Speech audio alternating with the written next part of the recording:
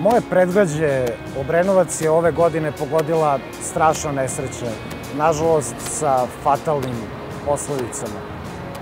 U svom tom poplavi, u svom tom moru neodgovornosti i traženja odgovornosti za to što se desilo, najmanje je pominjena promena klime, koja je očigledna.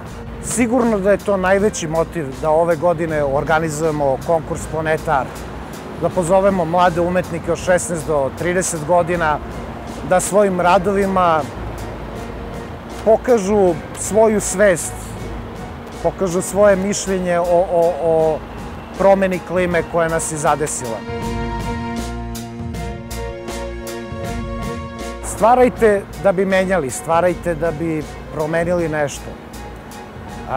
Umetnici čije radove odabere stručni žiri konkursa Planeta Art ćemo ugostiti u Obrenovcu, da tu na licu mesta gde se proizvodi 60% električne energije potrebne Srbiji, gde se sagoreva takva količina fosilnog goriva, u gradu koji je u velikoj meri uništen poplavom, pokušamo da pošaljemo jasnu poruku da je razmišljanje o promeni klime, o globalnom zagrevanju neophodnost.